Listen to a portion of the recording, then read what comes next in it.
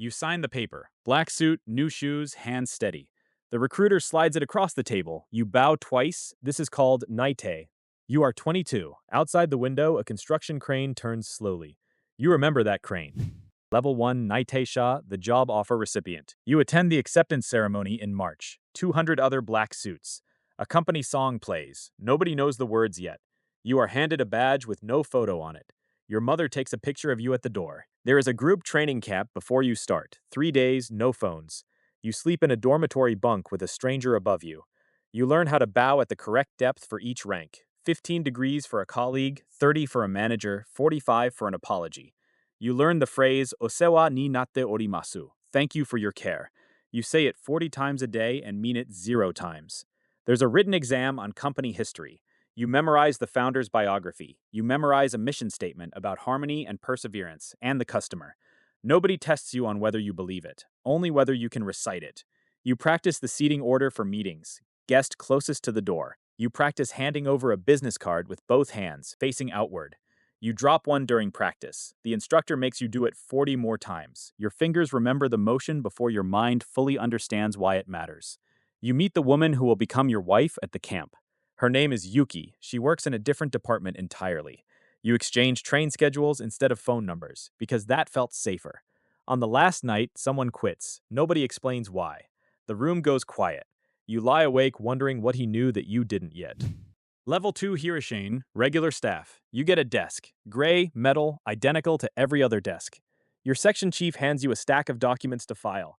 You do this for 6 hours. Nobody says if you did it right. The fluorescent light above your desk flickers. It flickers for the next 4 years. You learn the phone greeting first. Company name, your name, a slight bow. You say it even though the caller can't see the bow. You do it anyway. You learn to photocopy double-sided without being told twice. This takes longer to learn than anyone expects. Nobody tells you why it matters. The first nomikai happens in your second week. Drinks after work, mandatory. Your boss pours your beer, you pour his. This is the order of things. You get home at 1 a.m., Yuki is already asleep. You don't wake her. You tell yourself this is temporary. You will tell yourself this for a decade. You learn to read the room before you learn to read a balance sheet. You learn that leaving before your section chief leaves is a small crime. You watch a colleague get quietly reprimanded for going home at 6. He never does it again. Neither do you after that. You learn the vending machine order for late nights, canned coffee, then energy drink. You learn which conference room has a couch you can lie on unseen. You learn to nap in 11-minute intervals between train transfers. Nobody teaches you this on purpose. You absorb it the way you absorb weather. Overtime isn't paid past a certain hour. You stop checking which hour. Your father calls to ask how work is. You say fine. He says good. He worked for the same company for 30 years. He never once complained to you. You wonder now if that silence was pride or something closer to surrender. By the end of the year, you've slept in the office twice. You keep a blanket in the supply closet, folded behind the paper reams. You marry Yuki in the autumn. The company pays for half the banquet. Your section chief gives a speech about loyalty lasting longer than love. Everyone laughs. You laugh too. You don't remember deciding to laugh. Level 3 Shunin, Sub-Chief. You get a title now, Sub-Chief. It comes with no raise. It comes with responsibility for 3 new hires who are exactly like you were. One of them cries in the stairwell. You pretend you didn't see it. You remember the stairwell. You don't tell her that. You should have. You start attending the morning meeting where targets are read aloud like scripture. You start writing the daily report nobody reads but everybody must submit. You learn which mistakes are forgivable and which ones end careers quietly. Missing a deadline is forgivable once. Embarrassing a client is not, ever. Your first child is born in spring, a son. You miss the birth. You are in a client meeting 2 train lines away when it happens. Yuki sends a photo. You look at it during a bathroom break. You cry for 90 seconds, alone, then go back to the meeting. Nobody at the table knows what just happened to you. The days get longer. You start carrying a spare shirt for the office. You start keeping a toothbrush in your desk drawer, second one from the top. Your son learns to walk. You are told this by your wife later. He takes his first steps toward the television, not toward you. Nobody's fault. You could have taken the paternity leave the company technically offers. Nobody in your section has ever taken it. You don't ask why. You tell yourself you'll make it up to him. You believe this fully. Your section chief gets promoted that winter. You wonder, quietly, what it cost him. You don't ask. You already suspect the answer. Level 4 Kakarichō Assistant Manager. You manage a small team now. 5 people, 1 shared printer, endless meetings. The printer jams every Tuesday. You've stopped being surprised by this. You learn to write reports that say nothing in the most professional way. Your team learns to write reports that say nothing back to you. You start sitting in on client negotiations, mostly silent, taking notes. You learn that silence, timed correctly, is a negotiating tactic all its own. You learn to apologize on behalf of the company for things you didn't do. It gets easier each time.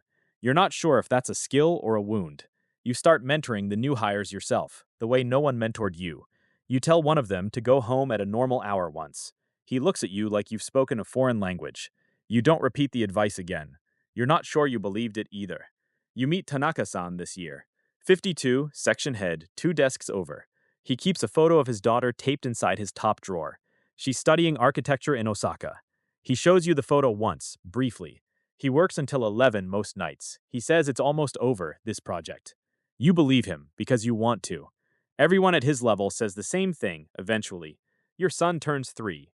He calls you the weekend person to his mother, not maliciously, just accurately. You are, functionally, the weekend person. You take him to see the cherry blossoms one Saturday in April. You don't move for an hour. Petals land in his hair. You don't brush them off. This is the softest either of you will be for years. Tanaka-san collapses at his desk in late November. Heart, they say later. He was 52. His last words, to a junior colleague, were about a deadline. The funeral is small. His daughter flies in from Osaka for it. She keeps the photo from his drawer. Nobody asks her for it. You go back to the office the same afternoon. Everyone does. Nobody discusses it. His desk is reassigned within the week. You find yourself, months later, still glancing at that empty spot when you pass. Level 5, Kachō, Section Manager. You have your own office now. Glass walls, a door that mostly stays open. You manage budgets, not just people. The numbers are bigger. The blame is bigger. You approve expense reports for meals you'll never eat, at restaurants you'll never see. You sign your name so many times it stops looking like your name.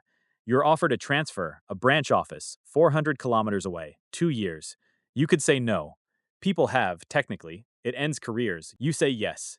You tell yourself it's not really a choice. This is the lie that gets you through it. This is called tanshin funin, going alone. Your family stays behind. You tell your son it's for a better future. He's 7. He doesn't ask questions. You call home every night at first, then every other night, then Sundays. Your son starts a new school. You learn about it 3 weeks later. He sends you a drawing of the family. You're the smallest figure in it, off to the side. Yuki stops asking when you're coming home. She starts saying when you visit. The branch office is smaller, quieter, lonelier than anything you've known. You eat convenience store rice balls standing at your kitchen counter, most nights. You keep a photo of your son on the counter. He's missing a tooth in it. By the time you go home, he'll have grown 3 new ones. You mark the calendar every Sunday. You don't tell anyone you do this. You return after 2 years to a promotion and an emptier apartment. Your son is 9 now. He shakes your hand at the door, formally. It's a joke between him and his mother. You don't find it funny. You laugh anyway, because that's what you've learned to do with pain. Level 6 Jichō, Deputy General Manager. You oversee 3 section managers now. You barely see the factory floor anymore. Your job is politics dressed as strategy. You get good at both. You golf with clients on Saturdays. Yuki stopped expecting you home on Saturdays years ago. There's a name for this arrangement. Nobody uses it out loud. You start flying to regional offices twice a month. Briefcase, same gray suit. You learn to sleep sitting upright on the bullet train, eyes closed, spine straight. You learn which hotel chains have the best late check-in. This is not a skill you ever wanted to have. You keep a spare set of clothes in the car, in case you don't make it home at all. Your son is 12. He plays baseball. You've missed 19 of 20 games. You make the 20th. He hits a double. He doesn't look for you in the stands. Afterward, in the car, he asks why you came this time. You don't have a good answer. You give him a bad one instead. He looks out the window for the rest of the drive. You want to say something. Nothing arrives before the house does. The company restructures. 2 of your section managers are quietly pushed out. You're the one who delivers the news. This is the job now. One of them, a man your age, asks if you'd have done differently. You say you don't know. This is the most honest thing you've said all year. Yuki mentions once over dinner that she's thought about divorce. She says it flatly, like a weather report.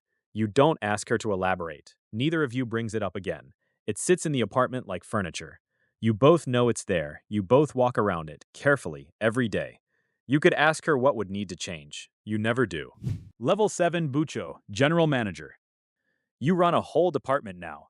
200 people report to you eventually. You haven't personally trained anyone in years. You approve, you don't build. The company gives you a car and a driver for evening functions. You spend more nights in that car than in your own bed. You attend funerals of men you barely knew because the company requires it. Black tie always in the desk drawer, folded, ready. You send flowers with the company name on the card, never your own. Sometimes you can't remember, afterward, whose funeral it was. You hire your own replacement for the section manager role, once, without knowing it. He reminds you of yourself at 30, hungry, apologetic, staying too late. You want to warn him about something. You can't articulate what. You sign his offer letter instead. That's easier than the conversation. Your son leaves for university. He doesn't ask you to help him move. His mother and an uncle do it instead. You find out afterward. You send money. You always send money. It's the language you know best. He thanks you in a text message, 3 words. You read it 4 times. There's a scandal in a sister department, falsified numbers, a resignation, a headline. You knew, vaguely, something was wrong. You didn't ask questions. Nobody did. This was a moment you could have said something. You didn't. You tell yourself it wasn't your department. This is true. It's also not the point. The junior colleague who first noticed the numbers transfers out within the year. Yuki's mother dies that winter. You're in a meeting when the call comes. You see it 40 minutes later. You take the next train, but you're late. You stand outside the hospital room for a moment before going in. Yuki doesn't say anything about the 40 minutes. That's somehow worse. Level 8 Torishimariyaku, Board Director. You sit at the long table now. 12 directors, 1 chairman, no windows. Decisions here take months and affect thousands. You've stopped feeling the weight of that. Your name is in the annual report. Your face is in no photographs. You've become, mostly, a signature. You signed 400 documents last year. Younger staff call you sensei now, half in respect, half out of habit. You don't correct them. You're not sure what you'd say instead. You review a merger that will eliminate an entire floor of jobs. You vote yes. It's the correct financial decision. You tell yourself that on the train home. You visit your father in the hospital that spring. 86, quiet, small. He asks if the company still exists. You tell him it thrives. He nods like that answers something larger than the question itself. He dies in June. You take 3 days off. It feels like theft. Your son gets married. You give a short speech at the reception. You mention his childhood. You get a detail wrong. His mother corrects you, quietly. He hugs you afterward, briefly, the way you hug someone you respect but don't know. You go back to your hotel room alone. Yuki stays at the family table. You could retire now, technically. The pension would be enough. Something keeps you at the table. You've never learned to name what. Maybe it's habit. Maybe it's fear of the silence that would follow. You stay another year, then another. The years stop announcing themselves.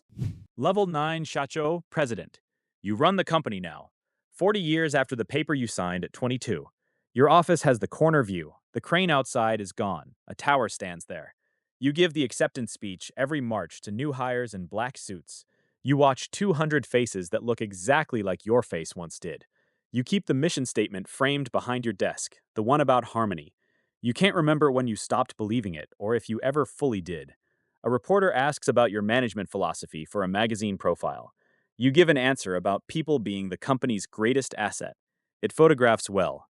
You attend the funeral of the man who trained you, 40 years ago, at the very first camp. He'd retired long before you. You barely recognized him at the end. His widow thanks you for coming.